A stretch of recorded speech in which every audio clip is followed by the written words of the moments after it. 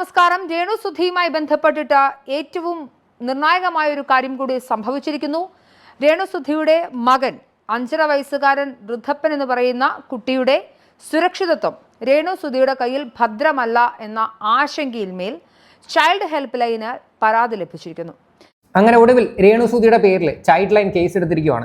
കുറച്ച് നാളുകൾക്ക് മുന്നേ മൈൽസ്റ്റോൺ മേക്കേഴ്സിനകത്ത് ഇവരൊരു ഇന്റർവ്യൂ കൊടുത്തിട്ടുണ്ടായിരുന്നു. ഞാൻ എൻ്റെ കൊച്ചുങ്ങൾക്കും വിഷം കൊടുക്കും, ഞാനും മരിക്കും എന്നുള്ളൊരു സ്റ്റേറ്റ്മെന്റ്. ഞാൻ അതിനെ പറ്റിയിട്ട് എടുത്തു വെച്ച് റിയാക്ട് ചെയ്തതുമാണ്. അതും പോരാഞ്ഞ് എൻ്റെ വീഡിയോയ്ക്കകത്ത് ഞാനൊരു അഡ്വക്കേറ്റിന്റെ വോയിസും വെച്ചിട്ടുണ്ടായിരുന്നു. അതായത് ഒരു പബ്ലിക് പ്ലാറ്റ്ഫോമിൽ വന്നിട്ട് ഒരിക്കലും പറയാൻ പാടില്ലാത്ത ഡയലോഗായിരുന്നു ഇവർ പറഞ്ഞത്. ഇവരുടെ പേരിൽ കേസ് എടുക്കാനുള്ള എല്ലാ വകുപ്പും ഉണ്ട് എന്ന് വ്യക്തമായിട്ട് ഒരു അഡ്വക്കേറ്റ് പറഞ്ഞിട്ടും ഉണ്ടായിരുന്നു. എന്തായാലും ഒടുവിൽ അത് സംഭവിച്ചിരിക്കുകയാണ്. ഏതോ ഒരാൾ ഈ രേണു സുധിയുടെ പേരിൽ ചൈൽഡ് ലൈനിന് കേസ് കൊടുത്തിരിക്കുകയാണ്. കേസ് കൊടുത്ത അടിസ്ഥാനത്തിൽ രേണു സുധി അവർ ബന്ധപ്പെട്ടിട്ടുണ്ടായിരുന്നു.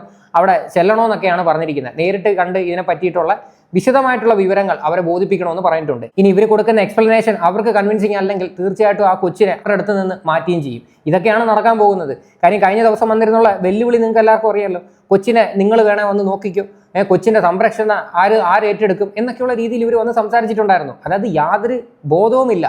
സ്വന്തം അമ്മയാണ് കൊച്ചിനെ സംരക്ഷിക്കേണ്ടത്. അതുപോലെ നിങ്ങൾക്ക് അറിയില്ല. ഒരിക്കലും പബ്ലിക് പ്ലാറ്റ്ഫോമിലെ മുന്നിൽ വന്നിരുന്നിട്ട് നിങ്ങൾ ഇങ്ങനെ സംസാരിക്കരുത്. നിങ്ങളുടെ മകനാണത്. അത് മാത്രമല്ല, ആ കൊച്ചിന്റെ കഴുത്തിൽ ഒരു മുറിവുണ്ടായിരുന്നു, അറിയാലോ. ആ മുറിവിനെ പറ്റി ചോദിക്കുമ്പോൾ പോലും നിങ്ങൾ എന്താണ് പറഞ്ഞത്? എനിക്ക് അതിനെപ്പറ്റി അറിയത്തില്ല എന്നുള്ള രീതിയിലായിരുന്നു. ഇങ്ങനെയാണോ ശരിക്കും പറഞ്ഞ ഒരു അമ്മ പ്രതികരിക്കേണ്ടത്? എന്തായാലും നമുക്ക് വെച്ച് താമസിപ്പിക്കാതെ ചൈൽഡ് ലൈൻ കേസ് ഒന്ന് നോക്കാം. നമസ്കാരം. രേണു സുധിയുമായി ബന്ധപ്പെട്ടിട്ട് ഏറ്റവും നിർണായകമായ ഒരു കാര്യം കൂടി സംഭവിച്ചിരിക്കുന്നു. രേണു സുധിയുടെ മകൻ 5.5 വയസ്സുകാരൻ ഋദ്ധപ്പൻ എന്ന് പറയുന്ന കുട്ടിയുടെ സുരക്ഷിതത്വം രേണു സുധിയുടെ കയ്യിൽ ഭദ്രമല്ല എന്ന ആശങ്കയിൽ മേൽ ചൈൽഡ് ഹെൽപ്പ് ലൈന് പരാതി ലഭിച്ചിരിക്കുന്നു. വിമൻ ആൻഡ് ചൈൽഡ് പ്രൊട്ടക്ഷൻ ഡിപ്പാർട്ട്മെന്റിന്റെ കീഴിൽ പ്രവർത്തിക്കുന്ന ചൈൽഡ് ഹെൽപ്പ് ലൈനിലേക്ക് ഇന്നലെ വൈകുന്നേരത്തോടു കൂടിയാണ് പരാതി ലഭിക്കുന്നത്. ഇന്നലെ വൈകിട്ടായിരുന്നു പരാതി ലഭിക്കുന്നതെന്ന്. ഈ ഒരു വീഡിയോ ഇപ്പോൾ പുറത്ത് വന്നിട്ട് 1 മണിക്കൂർ ആയതേ ഉള്ളൂ. അപ്പം നിങ്ങൾക്ക് മനസ്സിലാക്കാനേ ഉള്ളൂ. ഇവർ ഈ റീസെൻ്റ്ലി കാട്ടിക്കൂട്ടിയ ഈ വിഷയങ്ങളെല്ലാം വെച്ചുകൊണ്ട് തന്നെ കംപ്ലൈൻറ്റ് കൊടുത്തതാണ്. ഇപ്പോൾ ഈ ചൈൽഡ് ലൈനിൽ ആർക്ക് വേണമെങ്കിലും കേസ് കൊടുക്കുക. നിങ്ങൾ ഈ കണ്ടുകൊണ്ടിരിക്കുന്ന പ്രേക്ഷകർക്ക് വേണമെങ്കിലും കൊടുക്കുക. അങ്ങനെ ഏതോ ഒരു വ്യക്തി കംപ്ലൈൻറ്റ് ചെയ്തതിൻ്റെ പേരിലാണ് രേണുവിൻ്റെ പേരിൽ ഇപ്പോൾ കേസ് എടുത്തിരിക്കുന്നത്. മൈൽസ്റ്റോൺ മീഡിയ എന്ന് പറയുന്ന ഒരു സ്വകാര്യ യൂട്യൂബ് ചാനലിൽ രേണു സുധി നൽകിയ ഒരു അഭിമുഖത്തിൽ തൻ്റെ കുട്ടികളെ കൊന്നതിന് ശേഷം താൻ ആത്മഹത്യ ചെയ്യും, ജീവിതത്തിൽ പ്രതിസന്ധികൾ ഉണ്ടായാൽ എന്ന് പറയുന്ന ഒരു ഭാഗത്തെ മുൻനിർത്തിയാണ് ഈ കുട്ടികളൊന്നും തന്നെ രേണു സുധിയുടെ കയ്യിൽ സുരക്ഷിതരല്ല എന്നൊരു ആശങ്ക പരാതിക്കാരൻ ഉന്നയിച്ചിരിക്കുന്നത്. പരാതിക്കാരൻ്റെ പേര് തീർച്ചയായിട്ടും സ്വകാര്യമാണ്. കാരണം അയാൾക്ക് അത് സ്വകാര്യമാക്കി വെക്കാനുള്ള അംഗീകാരം അല്ലെങ്കിൽ അവകാശം ഈ നാട്ടിലുണ്ട്. ഇത് ഞാൻ അന്നേ പറഞ്ഞൊരു കാര്യമാണ്. എടുത്തു വെച്ച് ഞാൻ സംസാരിച്ചതാണ്. അന്ന് ഈ ഒരു വിഷയം ആരും വലുതായിട്ട് ശ്രദ്ധിച്ചില്ല, അല്ലേ? അന്നേ ഈ ഒരു കാര്യത്തിൽ ഒരു കംപ്ലൈൻറ്റും കാര്യങ്ങളൊക്കെ പോയിട്ടുണ്ടായിരുന്നുവെങ്കിലുണ്ടല്ലോ, ഇവർ ഒരിക്കലും ഇങ്ങനെ വന്നിരുന്ന് ഇവരുടെ യൂട്യൂബ് ചാനൽ വഴി കൊച്ചിൻ്റെ സംരക്ഷണം ആരേറ്റെടുക്കും, നിങ്ങൾ ഏറ്റെടുക്കും എന്നൊക്കെയുള്ള രീതിയിൽ ഇവർ സംസാരിക്കത്തില്ല. എന്തായാലും നല്ല രീതിയിലുള്ളൊരു പണിയാണ്. ഈ ഒരു കാര്യത്തിൽ വ്യക്തമായിട്ടുള്ള ഒരു എക്സ്പ്ലനേഷൻ കൊടുക്കുക തന്നെ വേണം. ഇനി കഴിഞ്ഞ ദിവസം ഇവരുടെ ഒരു ഇൻ്റർവ്യൂ ഉണ്ടായിരുന്നു മെയിൻ സ്ട്രീം മണ്ണകത്ത്. അതിനകത്ത് ആ കൊച്ചു കുട്ടിയെ പിടിച്ച് അടുത്ത് നിർത്തിയിട്ട് മോനെ ഇത് എന്ത് പറ്റിയതാണെന്ന് ആ കൊച്ചിനെയും കൊണ്ട് പറയിപ്പിക്കുന്ന ഒരു സാധനമുണ്ട്. ഇതെല്ലാം ചൈൽഡ് ലൈൻ കണ്ടു കഴിഞ്ഞാൽ നിങ്ങളുടെ പേരിൽ കംപ്ലൈൻറ്റ് എടുക്കാൻ പറ്റുന്ന സാധനങ്ങൾ തന്നെയാണ്. അപ്പോൾ ഇനിയെങ്കിലും മനസ്സിലാക്കുക, നമുക്ക് റീച്ച് ഉണ്ടെന്ന് വെച്ച് എന്ത് തോന്നിവാസോ നമ്മൾ പബ്ലിക് പ്ലാറ്റ്ഫോമിൽ വന്നിരുന്ന് വിളിച്ച് പറയരുത്, പ്രത്യേകിച്ച് കുട്ടികളെ പറ്റി. രേണു സുധി മനസ്സിലാക്കേണ്ട ഒരു കാര്യം, കഴിഞ്ഞ ദിവസവും അവരുടെ യൂട്യൂബ് ചാനൽ അപ്ലോഡ് ചെയ്തൊരു വീഡിയോയ്ക്കകത്ത് രേണു സുധി 5.5 വയസ്സുകാരൻ ഋദ്ധപ്പനെ നിങ്ങൾ നോക്കിക്കോളൂ എന്നൊക്കെ പറയുന്നുണ്ട്. പല ഘട്ടങ്ങളിലും തൻ്റെ മകനെയും, മൂത്ത മകൻ കിച്ചു എന്ന് പറയുന്ന കുട്ടിക്ക് 20 വയസ്സിന് മുകളിലായിട്ടുണ്ട്. അതുകൊണ്ട് തന്നെ ഈ കുട്ടി വിമൻ ആൻഡ് ചൈൽഡ് പ്രൊട്ടക്ഷൻ ഡിപ്പാർട്ട്മെൻറ്റിൻ്റെ കീഴിലോ ചൈൽഡ് ഹെൽപ്പ് ലൈൻ്റെ പരിധിയിലോ വരുന്നയാളല്ല, കുട്ടിയല്ല. അതുകൊണ്ട് തന്നെ ഈ ഇളയ കുട്ടിയുമായി ബന്ധപ്പെട്ടുള്ള ആശങ്കയാണ് ഇപ്പോൾ ഏറ്റവും അധികം ചർച്ചയാകപ്പെട്ടത്. ശരിക്കും പറഞ്ഞാൽ ഇവിടെ ചെയ്യേണ്ടത് എന്താണെന്നറിയോ? കിച്ചു നേരെ കോട്ടയത്ത് പോയിട്ട് ആ കൊച്ചിനെ എടുത്തുകൊണ്ട് നേരെ കൊല്ലത്ത് പോകണം. അതാണ് ശരിക്കും പറഞ്ഞാൽ ചെയ്യേണ്ടത്. ഇവിടെ തങ്കച്ചൻ വന്നിരുന്ന ഡയലോഗ് അടിക്കുന്നുണ്ട്, കൊച്ചിനെ ആര് നോക്കും, കൊച്ചിനെ ആര് നോക്കും എന്നൊക്കെയുള്ള രീതി തങ്കച്ചൻ വന്നിരുന്ന അഭിപ്രായം പറയുന്നത്. അതായത് രേണുവിൻ്റെ അച്ഛനും അമ്മയ്ക്കും നോക്കാൻ പറ്റുന്നില്ല, രേണുവിന് നോക്കാൻ പറ്റുന്നില്ല, പിന്നെ ആ കൊച്ചിൻ്റെ സംരക്ഷണം ആരാണ് ഏറ്റെടുക്കുന്നത്? അപ്പോൾ ഈ കംപ്ലൈൻറ്റ് കൊടുത്തതിനകത്തൊന്നും യാതൊരു തെറ്റുമില്ല. അതാണ് ഞാൻ വീണ്ടും പറയുന്നത്, കിച്ചു നേരെ കോട്ടയത്ത് പോവുക, ആ കുട്ടി എടുത്തുകൊണ്ട് വീട്ടിൽ പോവുക, അതാണ് ചെയ്യേണ്ടത്. കാര്യം അവർക്ക് ആർക്കും നോക്കാൻ താല്പര്യമില്ല, നമ്മൾ അതാണ് ചെയ്യേണ്ടത്. ഈ ഘട്ടത്തിലാണ് ചൈൽഡ് ഹെൽപ്പ് ലൈനിലേക്ക് പരാതി എത്തുന്നത്. ഇതുമായി ബന്ധപ്പെട്ട് ചൈൽഡ് ഹെൽപ്പ് ലൈൻ അധികൃതർ രേണു സുധിയോട് സംസാരിച്ചിരുന്നു. രേണു സുധി ആദ്യഘട്ടത്തിൽ ഫോൺ എടുക്കുകയും വീട്ടിലേക്ക് വരൂ എന്ന് പറയുകയും ചെയ്തു. പക്ഷേ കുറച്ച് മിനിറ്റുകൾക്കുള്ളിൽ തിരികെ വിളിച്ചതിന് ശേഷം നിങ്ങളുടെ ഓഫീസ് എവിടെയാണ്, ഞങ്ങൾ അവിടേക്ക് വന്ന് മൊഴി നൽകാമെന്നാണ് ചൈൽഡ് പ്രൊട്ടക്ഷൻ അധികൃതരോട് പറഞ്ഞിരിക്കുന്നത്. മാത്രമല്ല വളരെ കൃത്യമായി രേണുസുധിയുടെ അച്ഛനാണ് തിരികെ വിളിക്കുന്നത്. മാത്രമല്ല സഹോദരിയും സംസാരിക്കുന്നുണ്ട്. തങ്കച്ചൻ പിന്നെ എല്ലാ സീനിലും ഉണ്ടല്ലോ, മുൻനിരയെ നിൽക്കുവാണ് തങ്കച്ചൻ. തങ്കച്ചനാണ് ഫോൺ എടുത്തിട്ട് കാര്യങ്ങളൊക്കെ പറയുന്നത്. തനിക്കൊന്നും ഒരു യോഗ്യതയില്ല പറയാൻ. തൻ്റെയൊക്കെ വായും കൊണ്ടാണ് ഈ യൂട്യൂബ് ചാനലുകളെല്ലാം വിളിച്ച് പറഞ്ഞത്. അതായത് കൊച്ചിനെ ആര് നോക്കും, 5 വയസ്സുള്ള കൊച്ചിനെ പറ്റിയിട്ട് നിങ്ങളാരും ചിന്തിക്കുന്നുണ്ടോ എന്നൊക്കെ. എന്തായാലും തനിക്ക് ഉൾപ്പെടെ കിട്ടേണ്ട ഒരു പണിയാണത്. കാര്യം തന്നെയും ഈ ഒരു വിഷയത്തിൽ പ്രതികരണം. ഇവരെല്ലാവരും തന്നെ വീട്ടിലേക്ക് വന്ന് അവിടെ ഗ്രൗണ്ട് റിയാലിറ്റി പരിശോധിക്കാൻ അനുവദിക്കുന്നില്ല. ആ ചൈൽഡ് ഹെൽപ്പ് ലൈനിൻ്റെ ഒരു സ്ഥിരമായൊരു പ്രോട്ടോക്കോൾ, പരാതി ലഭിക്കും. അവർക്കൊരു ടോൾ ഫ്രീ നമ്പറുണ്ട്, 1098 എന്നുള്ളതാണ്. ഒരു കുട്ടിയുടെ സുരക്ഷിതത്വം, ആ കുട്ടിയുടെ ജീവൻ, എന്തെങ്കിലും അപകടം, അല്ലെങ്കിൽ ആ കുട്ടിയുടെ എന്തെങ്കിലും പ്രതിസന്ധി, ആ കുട്ടി അബ്യൂസ് ചെയ്യപ്പെടുന്നുണ്ടോ തുടങ്ങിയുള്ള കാര്യങ്ങളിൽ കുട്ടിക്കോ കുട്ടിയുടെ ബന്ധുക്കൾക്കോ കാണുന്ന ഏതെങ്കിലും ഒരു വ്യക്തിക്കോ പരാതി ഉണ്ടെങ്കിൽ ഈ ടോൾ ഫ്രീ നമ്പറിലേക്ക് വിളിച്ചാൽ ബന്ധപ്പെട്ട അധികാരികൾ അത് ചൈൽഡ് ഹെൽപ്പ് ലൈനിലേക്ക് കണക്ട് ചെയ്യും. കേട്ടല്ലോ, അതായത് കാണുന്ന നമുക്ക് ആർക്ക് വേണമെങ്കിലും വിളിക്കാം. ഇങ്ങനൊരു ടോൾ ഫ്രീ നമ്പറിൽ വിളിച്ചിട്ട് കംപ്ലൈൻറ്റ് ചെയ്യാൻ പറ്റും. അങ്ങനെ ആരോ ചെയ്ത പരിപാടിയാണത്. എന്തായാലും ആ കംപ്ലൈൻറ്റ് കിട്ടിയ അടിസ്ഥാനത്തിൽ അവർ സംഭവം അന്വേഷണം തുടങ്ങിയിട്ടുണ്ട്. ഇതിന് വ്യക്തമായിട്ടുള്ളൊരു ക്ലാരിഫിക്കേഷൻ രേണുസുധിയുടെ ഭാഗത്ത് നിന്ന് കൊടുത്തില്ലെങ്കിൽ ഇത് വേറെ ലെവലിലോട്ട് പോവുകയും ചെയ്യും. ഇപ്പം ബിഗ് ബോസിലോട്ടൊക്കെ പോകാനായിട്ടിരിക്കുവാണ്, അതുൾപ്പെടെ മുടങ്ങും. അതുകൊണ്ടാണ് പറഞ്ഞത്, ഇമാതിരി മണ്ടത്തരങ്ങൾ വന്നിരുന്ന് വിളിച്ച് പറയരുത്. നിങ്ങൾക്ക് നോക്കാൻ താല്പര്യമില്ലെങ്കിൽ അതിനെ ഏറ്റെടുക്കാനായിട്ടുള്ള ഒരുപാട് ആൾക്കാരുണ്ട് ഇവിടെ. ഒരിക്കലും ആരുടെയും മുന്നിൽ ചെന്ന് സ്വന്തം കുഞ്ഞിനെ ആര് നോക്കും എന്നൊക്കെയുള്ള രീതിയിൽ ചോദിച്ചു കഴിഞ്ഞാൽ ഉണ്ടല്ലോ, ഇങ്ങനെയൊക്കെയുള്ള പണികളായിരിക്കും കിട്ടുന്നത്. എനിക്ക് ഇതിൽ കൂടുതലൊന്നും പറയാനില്ല. ഇന്ന് കിച്ചുവിൻ്റെ ഒരു വോയിസ് പുറത്തു വന്നിട്ടുണ്ട്. താജ് പത്തനംതിട്ട എന്ന് പറയുന്നൊരു പുള്ളി കുറച്ച് ദിവസമായിട്ട് നിരന്തരം ഇൻ്റർവ്യൂ കൊടുത്തുകൊണ്ടിരിക്കുന്നുണ്ട് ഈ ഒരു വിഷയമായിട്ട് ബന്ധപ്പെട്ട്. അതായത് ഫിറോസിൻ്റെയൊക്കെ ഒരു വിഷയത്തിൽ വന്നൊരു വ്യക്തിയാണ്. ഈ വ്യക്തിക്ക് കൂടുതൽ കാര്യങ്ങൾ ഈ പറയുന്ന രേണുസുധിയൊക്കെ പറ്റിയിട്ട് അറിയാം. ഈ പുള്ളി പറയുന്ന കുറച്ച് കാര്യങ്ങൾ ഞാനിവിടെ കേൾപ്പിക്കാം. ഞാൻ അറിഞ്ഞ കാര്യങ്ങൾ എന്നിൽ തന്നെ തീരണം എന്ന് ഞാൻ ആഗ്രഹിക്കുന്നു. ഒരിക്കലും രേണുസുധിയെ മോശമായി ഞാൻ ചിത്രീകരിക്കത്തില്ല. അതൊക്കെ എൻ്റെ മനസ്സിൽ തന്നെ കിടക്കണം. പക്ഷെ എൻ്റെ ഭാര്യയോട് ഞാൻ പറഞ്ഞിട്ടുണ്ട്, ഏറ്റവും കാര്യങ്ങൾ എൻ്റെ ഭാര്യയോട് ഞാൻ പറഞ്ഞിട്ടുണ്ട്. ഒരുപാട് കാര്യങ്ങൾ എന്ന് പറഞ്ഞാൽ രേണുസുധി വലിയ ക്രിമിനൽ ആണെന്നൊന്നുമല്ല, പല കാര്യങ്ങൾ എന്തൊക്കെ സംഭവിച്ചിട്ടുണ്ടോ, ഈവൻ ചാറ്റിങ് അല്ലെങ്കിൽ ഫോൺ വിളികള്. എനിക്കിപ്പോൾ ധാരാളം ആളുകൾ, നിങ്ങൾക്ക് പൈസ അയച്ചു തന്നിട്ടുള്ള ധാരാളം ആളുകൾ എനിക്ക് അതിന്റെ സ്ക്രീൻഷോട്ട് ഇട്ട് തരുന്നു. കേട്ടല്ലോ, രേണുസുധിയായിട്ട് ബന്ധപ്പെട്ട ഒരുപാട് കാര്യങ്ങൾ ഈ വ്യക്തിക്ക് അറിയാമെന്നാണ് പറയുന്നത്. പ്രത്യേകിച്ച് ചാറ്റിങ്, ഫോൺ വിളികൾ, പൈസ അയച്ചു കൊടുത്തത്, അങ്ങനെയൊക്കെ ഉൾപ്പെടെ. അപ്പം ഇതൊക്കെ എന്ന് പറഞ്ഞാൽ ഒരു വളരെ സീരിയസ് അലിഗേഷനാണ്. പിന്നെ ചാറ്റിങ്ങും വിളിക്കുന്നൊക്കെ പറഞ്ഞാൽ അവരുടെ പേഴ്സണൽ കാര്യമാണ്. അവർക്ക് ആരെ വേണമെങ്കിലും വിളിക്കാം, അവർക്ക് ആരോടെ വേണമെങ്കിലും ചാറ്റ് ചെയ്യാം, അവർക്ക് ഏത് വസ്ത്രം വേണമെങ്കിലും ധരിക്കാം. അവർക്ക് അതിനുള്ള സ്വാതന്ത്ര്യമുണ്ട്, അല്ലേ? അല്ലാതെ മോശപ്പെട്ടൊരു സാഹചര്യത്തിലോട്ടോ വേറെ ഏതെങ്കിലും രീതിയിലൊക്കെ പോകുമ്പോഴത്തേക്ക് നമുക്ക് വേണം എടുത്തു വെച്ചിട്ട് നമ്മുടെ അഭിപ്രായം പറയുന്നതിനകത്ത് പ്രശ്നമില്ല. പക്ഷേ അത് അവരുടെ പേഴ്സണൽ പ്രൈവസിയാണ്, ചാറ്റിങ്ങും ഫോൺ വിളിയും കാര്യങ്ങളും ഒക്കെ. എന്തായാലും പുള്ളി വന്ന് പറഞ്ഞ കാര്യമാണ്. ഇതിൻ്റെ അഭിപ്രായം നിങ്ങൾ പറയുക, ഞാൻ പറയുന്നില്ല. എന്താണെന്ന് വെച്ച് കഴിഞ്ഞാൽ എന്തായാലും ഇനി കിച്ചുവിൻ്റെ ഫോണിൽ വിളിക്കുന്ന സീനുണ്ട്, അതെന്താണെന്ന് നമുക്കൊന്ന് കേൾക്കാം.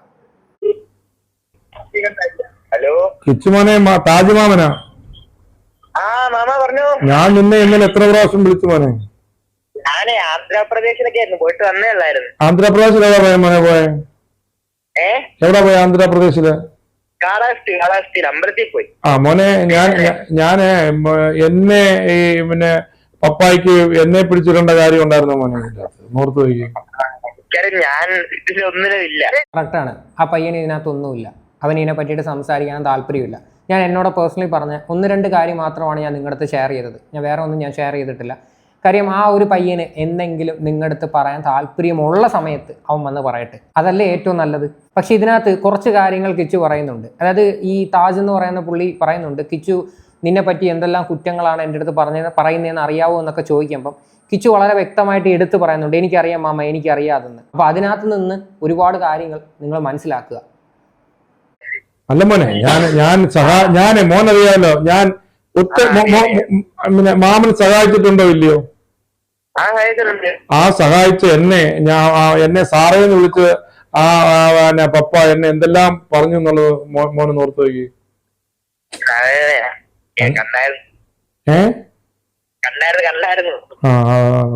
എനിക്ക് ഭയങ്കര വിഷമായി പോനെ. കാരണം ഞാൻ നിന്നെ തൊട്ടിലേക്ക് കിടത്തിട്ടുള്ളപ്പോ എനിക്ക് നിന്നെ അറിയാമോ? പിന്നെ അതുപോലെ ഇളയ കുഞ്ഞിനെയാണെങ്കിലും ഞാൻ ഇപ്പൊ എത്ര ആൾക്കാരെന്നറിയാം എന്നെ ഇത് കണ്ടു വിളിച്ചുകൊണ്ടിരിക്കുന്നത്. സഹായം ചെയ്തവരും ചെയ്യാനിരിക്കുന്നവരൊക്കെ വിളിച്ചിട്ട് പറയും നമ്മൾ എന്തിനാ ഇങ്ങനൊക്കെ. ശരിയല്ലേ മോനെ? ആ വീട് ചോരുന്നെന്ന് മോൻ തോന്നിയിട്ടുണ്ടോ? ഇല്ല, ഞാൻ അവിടെ അങ്ങനെ വലുതായിട്ട് നിന്നിട്ടില്ല. നിന്നത്ര മോനെ നിനക്ക് ഇതിൽ കിച്ചു പറയുന്നുണ്ട് ഞാൻ അവിടെ വലുതായിട്ട് നിന്നിട്ടില്ലെന്ന്. നിന്ന് കഴിഞ്ഞാൽ മാത്രമേ അവിടെ ചോർച്ച ഉണ്ട് എന്ന് കിച്ചുവിന് മനസ്സിലാക്കാനായിട്ട് പറ്റൂ, അല്ലേ? അപ്പോൾ ഇവിടെ ശരിക്കും പറഞ്ഞാൽ കിച്ചുവിന് അവരുമായിട്ടൊന്നും യാതൊരുവിധ ബന്ധവും ഇല്ലെന്ന് തെളിയിക്കുന്ന രീതിയിലാണ് ഈ സംസാരമൊക്കെ കേട്ട് കഴിഞ്ഞാൽ. വേണ്ടി പറഞ്ഞു തന്നെ വിടാ എന്റെ പൊന്നു മോനെ. മോന് വേണ്ടി പറഞ്ഞു തന്നെ വിടാം. മോൻ അവിടെ നിൽക്കണം. മോനിപ്പോ പഠിത്തം കഴിഞ്ഞോ? പഠിത്തം കഴിഞ്ഞ് മോനെ അവിടെ വന്ന് നിൽക്കണം. മോന്റെ അനിയനും വേണ്ടി പറഞ്ഞു തന്നെ വിടാ. ഇപ്പൊ എനിക്ക് ആരും ഇല്ലാത്തവരായിട്ട് തോന്നുന്നത് മോനെയാണ്. കാരണം മോൻ അച്ഛനും ഇല്ല, അമ്മയില്ല. അതുകൊണ്ട് എനിക്ക് മോനോട് ഞാൻ മോനെ ഗുണദോഷിച്ചിട്ടില്ലേ? ഉണ്ട്. ഈ മോനെ പറ്റി എന്തൊക്കെ ഇവര് പറഞ്ഞു എന്നുള്ളത് എന്റെ ഉള്ളിൽ കിടപ്പുണ്ട് മോനെ മൊത്തവും. മോൻ അറിയാമല്ലോ. അതെനിക്കറിയാമെന്ന്. അതായത് കിച്ചുവിനെ പറ്റി കുറ്റങ്ങൾ പറഞ്ഞ കാര്യങ്ങൾ കംപ്ലീറ്റും കിച്ചുവിനെ അറിയാമെന്ന്. അത് സത്യമായിട്ടുള്ളൊരു കാര്യമാണ്. ഇവർ പല സ്ഥലങ്ങളിലും ചെന്ന് ഓരോന്നൊക്കെ പറയുന്നുണ്ട്. ഞാനായിട്ട് വന്നത് ഇനി പറയുന്നില്ല. ഇനി നമ്മളായിട്ട് വന്ന് ഇനി എന്തെങ്കിലുമൊക്കെ പറഞ്ഞു കഴിഞ്ഞാൽ ഒരു സ്ത്രീയെ നമ്മൾ നശിപ്പിക്കാൻ ശ്രമിക്കുന്നു, ഒരു സ്ത്രീയെ കൂട്ടമായിട്ടിട്ട് നമ്മൾ ആക്രമിക്കുന്നു എന്നൊക്കെയുള്ളൊരു സാഹചര്യത്തിലോട്ട് പോകും. എന്നെങ്കിലും ഇതൊക്കെ പുറത്താവുന്ന സമയത്ത് എനിക്ക് പേഴ്സണലി അറിയാവുന്ന കുറച്ച് കാര്യങ്ങൾ ഞാൻ നിങ്ങളുടെ അടുത്ത് ഷെയർ ചെയ്യാം. ഇതിപ്പം പബ്ലിക്കലി വന്നുകൊണ്ടിരിക്കുന്ന സാധനങ്ങളാണ് നമ്മളെല്ലാം എടുത്ത് വെച്ച് റിയാക്ട് ചെയ്യുന്നത്. അല്ലാതെ ഞാനായിട്ട് പുതിയതായിട്ട് കണ്ടുപിടിച്ചുകൊണ്ട് വരുന്നതൊന്നുമല്ല. ഇതിൽ വളരെ വ്യക്തമായിട്ട് എനിക്ക് തോന്നുന്നില്ല കിച്ചുവിന് ഇത് ഒരു ഇൻ്റർവ്യൂ ആണെന്ന് മനസ്സിലാക്കിയിട്ടില്ലെന്നാണ് എനിക്ക് തോന്നുന്നത്. അതുകൊണ്ടാണെന്ന് തോന്നുന്നു ആ ഒരു പയ്യൻ ഇത്ര സംസാരിക്കുന്നത്. ഇൻ്റർവ്യൂ ആണെന്ന് അറിഞ്ഞു കഴിഞ്ഞാൽ അവന് ഒരു കാരണവശാലും ഒന്നും സംസാരിക്കത്തില്ല. കാര്യം എന്ന് പറഞ്ഞാൽ അവന് താല്പര്യമില്ല. പിന്നെ പിന്നിൽ വേറെ ഒരുപാട് പ്രശ്നങ്ങളുണ്ട്. മോനെ പറ്റി എന്തൊക്കെ പറഞ്ഞിട്ടുണ്ടെന്ന് എനിക്കറിയാം. നീ ബൈക്ക് എടുത്തോണ്ട് പോകുമ്പോ എന്തൊക്കെ പറ്റി എന്നോട് പറയുന്നത് എനിക്കറിയാം. നീ കാർ എടുത്തോണ്ട് പോകുമ്പോ എന്തൊക്കെ പറ്റിയെന്ന് എനിക്കറിയാം. നിനക്കൊരു 500 രൂപ അവർ തരുമ്പോൾ എന്തൊക്കെ പറയുന്നത് എനിക്കറിയാം. എനിക്കറിയാം, കൃത്യമായിട്ട് അറിയാം. ഞാൻ മോനോട് പറഞ്ഞില്ല മോനെ മുടി വെട്ടി വെക്കണെന്ന് പറഞ്ഞിട്ടില്ലയോ? ബൈക്ക് എടുത്തോണ്ടും കാർ എടുത്തോണ്ടും ഒക്കെ പോകുന്ന സമയത്ത് കിച്ചുവിനെ പറ്റി എന്തെല്ലാം കുറ്റമാണ് പറയുന്നതെന്ന് അറിയാമെന്ന്. പ്രത്യേകിച്ച് ഇനി ഞാൻ വേറൊരു കാര്യം കൂടെ പറയാം. തങ്കച്ചൻ എന്ന് പറയുന്നൊരു വ്യക്തി കിച്ചുവിനെ പറ്റി എവിടെല്ലാം എന്തെല്ലാം ചെന്ന് സംസാരിച്ചിട്ടുണ്ട് എന്ന് എല്ലാവർക്കും അറിയാം. ഒരിക്കലും തങ്കച്ചൻ അത് നിഷേധിക്കാൻ പറ്റത്തില്ല. അത്രയും ഞാൻ പറയുന്നുള്ളൂ. ഞാൻ അതിൽ കൂടുതൽ ഞാൻ വേറെ ഒന്നും പറയുന്നില്ല. ഇനി രേണുവിൻ്റെ പേരിൽ മുഖ്യമന്ത്രിക്ക് ആരൊക്കെ പരാതി കൊടുത്തിട്ടുണ്ട്. ഇന്ന് ഏതോ ഒരു യൂട്യൂബ് ചാനലിൽ ഒരു വീഡിയോ വന്നിട്ടുണ്ടായിരുന്നു. നമ്മുടെ രാജേട്ടൻ എടുത്ത് വെച്ച് റിയാക്ട് ചെയ്യുന്ന കണ്ടു. വീഡിയോ ഒന്ന് കണ്ടു നോക്കാം. എൻ്റെ രണ്ടാമത്തെ മകൻ, അതായത് കൊല്ലം സുധിയുടെ രണ്ടാമത്തെ മകൻ ഋതുവിനെ സംരക്ഷിക്കുവാൻ തനിക്ക് താല്പര്യമില്ല, നാട്ടുകാർ കൊണ്ടുപോയി നോക്കിക്കോളൂ എന്ന് പറഞ്ഞുകൊണ്ടൊരു പരാമർശം നടത്തിയത്. എന്തായാലും ഇത്ര നേരമായിട്ട് നമ്മുടെ ബാലാവകാശ കമ്മീഷൻ യാതൊരു നടപടിയും സ്വീകരിക്കാത്തതിനാൽ ഞാൻ അവർക്ക് ഉപകാരപ്രദമായിട്ടൊരു നടപടി ചെയ്തിട്ടുണ്ട്. മറ്റൊന്നുമല്ല, നമ്മുടെ ബഹുമാനപ്പെട്ട കേരള മുഖ്യമന്ത്രി ശ്രീ പിണറായി വിജയനെ ഞാൻ ഇമെയിൽ മുഖാന്തരം ഒരു പരാതി അയച്ചിട്ടുണ്ട്. അതിൻ്റെ സ്ക്രീൻഷോട്ട് ഞാനിവിടെ കൊടുക്കുന്നതായിരിക്കും. അതായത് ഞാൻ അതിൽ പറഞ്ഞിരിക്കുന്നതാണ്, ഋതുവിനെ സംരക്ഷിക്കാൻ അവർക്ക് താല്പര്യമില്ല എന്ന് പറഞ്ഞിട്ടും സംസ്ഥാന ബാലാവകാശ കമ്മീഷൻ ഇതുവരെ അവർക്കെതിരെ ഒരു നടപടി സ്വീകരിക്കാൻ തയ്യാറായിട്ടില്ല. അതിൻ്റെ പശ്ചാത്തലത്തിൽ ബഹുമാനപ്പെട്ട മുഖ്യമന്ത്രി നേരിട്ടിടപെട്ടുകൊണ്ട് ഋതുവിൻ്റെ സംരക്ഷണം ഉറപ്പാക്കുവാൻ ബാലാവകാശ കമ്മീഷനോട് പറയണമെന്ന് അഭ്യർത്ഥിച്ചുകൊണ്ട് ഞാനൊരു പരാതി ഇമെയിൽ മുഖാന്തരം ബഹുമാനപ്പെട്ട മുഖ്യമന്ത്രിക്ക് അയച്ചിട്ടുണ്ട്. ഇതാ ഞാൻ പറഞ്ഞത്. നാട്ടുകാർ ഇതൊക്കെ കാണുമ്പോഴും കേൾക്കുമ്പോഴും വെറുതെ ഇരിക്കത്തില്ല. എല്ലാവരും പ്രതികരിക്കും. ഇവിടെ കംപ്ലൈൻറ്റ് കൊടുക്കാനുള്ള അധികാരം നമുക്ക് എല്ലാവർക്കും ഉണ്ട്. അതായത് പ്രത്യേകിച്ച് കുട്ടികളുടെയൊക്കെ കാര്യത്തിൽ. ഇനി ഇതിൻ്റെ അഭിപ്രായങ്ങൾ നിങ്ങളെല്ലാവരും രേഖപ്പെടുത്തുക. അത്രേ എനിക്ക് പറയുന്നുള്ളൂ. ഇതെല്ലാം ചോദിച്ച് മേടിക്കുന്നൊരു പണിയാണ്, അല്ലേ? അതായത് ഞാൻ പറഞ്ഞല്ലോ, പെട്ടെന്നൊരു സുപ്രഭാതത്തിൽ നമുക്ക് കിട്ടുന്ന സൗഭാഗ്യങ്ങളിൽ നമ്മളെ ഒരു അഹങ്കാരിയായിട്ട് മാറ്റുവാണ്. അതാണ് ഇപ്പം നിങ്ങളിപ്പം കണ്ടുകൊണ്ടിരിക്കുന്നതല്ല. നാളെ ഒരു കാലത്ത് ഇനി ഇവർ ബിഗ് ബോസിൽ പോയി കഴിഞ്ഞാൽ പോയിട്ട് വരുമ്പം എന്തായിരിക്കും എന്ന് നിങ്ങൾ ചിന്തിച്ച് നോക്കിയാൽ മതി. കയ്യിലിപ്പം കിട്ടുന്നതിൻ്റെ ഡബിൾ ഇരട്ടി കാശും കാര്യങ്ങളൊക്കെ ആയിരിക്കും കിട്ടുന്നത്. എന്തൊക്കെ രീതിയിലുള്ള അഹങ്കാരങ്ങൾ കാണുമെന്ന് എനിക്കറിയാൻ വയ്യ. ഇനി വേറൊരു കാര്യം കൂടിയുണ്ട്. നമ്മുടെ സോഷ്യൽ മീഡിയയെ സംബന്ധിച്ച് ഒരുപാട് ഇങ്ങനെ നെഗറ്റീവ് ഇങ്ങനെ കണ്ടിന്യൂസ്ലി വന്നു കഴിഞ്ഞാൽ ഇത് നേരെ പോസിറ്റീവായിട്ട് മാറും കുറച്ച് ദിവസങ്ങൾ കഴിയുമ്പോൾ. നിങ്ങൾ നോക്കിക്കോ, അങ്ങനെ ഒരു പോസിബിലിറ്റി ഇതിനകത്തുണ്ട്. എന്തായാലും നമുക്ക് കണ്ടറിയാം. ഇതിനെക്കുറിച്ചിട്ടുള്ള നിങ്ങളുടെയൊക്കെ അഭിപ്രായങ്ങൾ എന്താണെന്ന് വെച്ചാൽ നിങ്ങൾ തീർച്ചയായിട്ടും കമൻറ്റ് ചെയ്യുക.